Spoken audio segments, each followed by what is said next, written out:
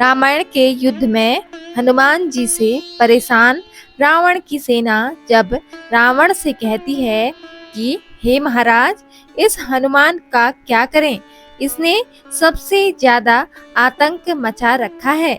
रावण ने अपनी सेना से कहा कि इस हनुमान को सबसे पहले मारो, तभी हम युद्ध में जीत पाएंगे।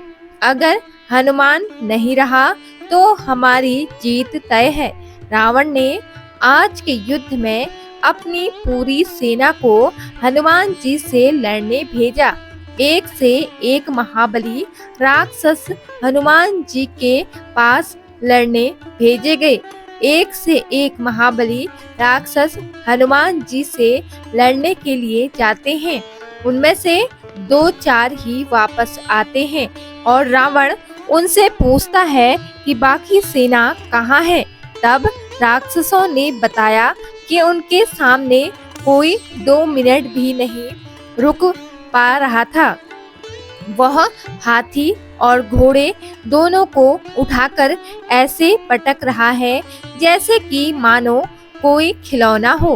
हाथी घोड़े भी नहीं पानी नहीं मांग रहे हैं और हाथियों को उठाकर हमारी सेना की तरफ फेंक रहे हैं और सब चकनाचूर हो जाते हैं। तब रावण ने कहा कि एक काम करो, आगे से वार मत करो, पीछे से वार करो। तब एक सैनिक बोला, महाराज वो आगे से जा रहा है, वह तब भी 2 मिनट टिक रहा है और जो पीछे से जा रहा है उसे वह कुछ ही मिनटों में ही मार देता है।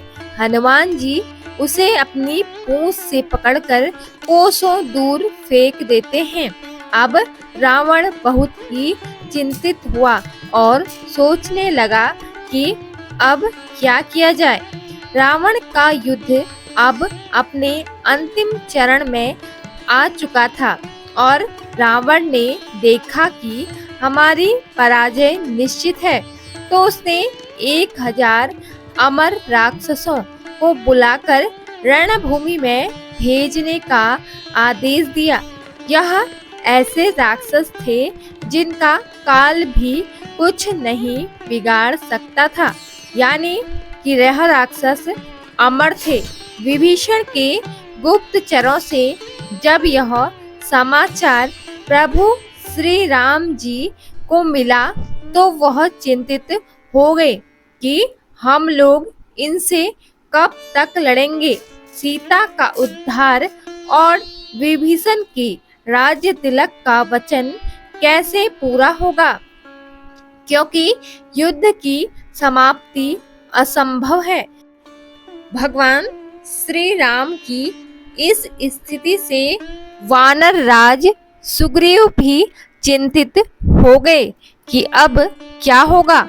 हम अनंत काल तक युद्ध तो कर सकते हैं, लेकिन इन अमर राक्षसों के जीवित रहते विजय नहीं मिल सकती। तब अंजनी पुत्र हनुमान जी आकर वानर राज सुग्रीव और भगवान श्री राम जी को चिंता में देखते हैं तो पूछते हैं कि क्या हुआ, आप दोनों चिंता में क्यों हो। तब विभीषण ने सारी बात हनुमान जी को बताई और कहा, अब क्या होगा, विजय तो अब असंभव है।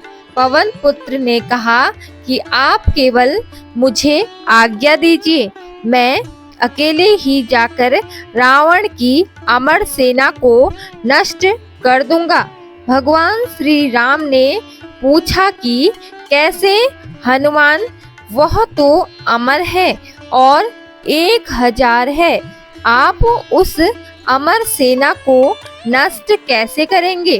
तब हनुमान जी बोले कि मुझे माता सीता ने अमरता का वरदान दिया है और मेरे प्रभु श्री राम की कृपा है मुझ पर, आज्ञा दीजिए प्रभु, हनुमान जी ने कहा। तब भगवान श्री राम ने मुस्कुराते हुए हाथ उठाते हुए हनुमान जी को आज्ञा दे दी। युद्ध आरंभ हुआ और रावण के 1000 अमर सैनिक भी श्री राम जी की सेना पर टूट पड़े। कोई अस्त्र शस्त्र हनुमान जी को नहीं मार सकता था।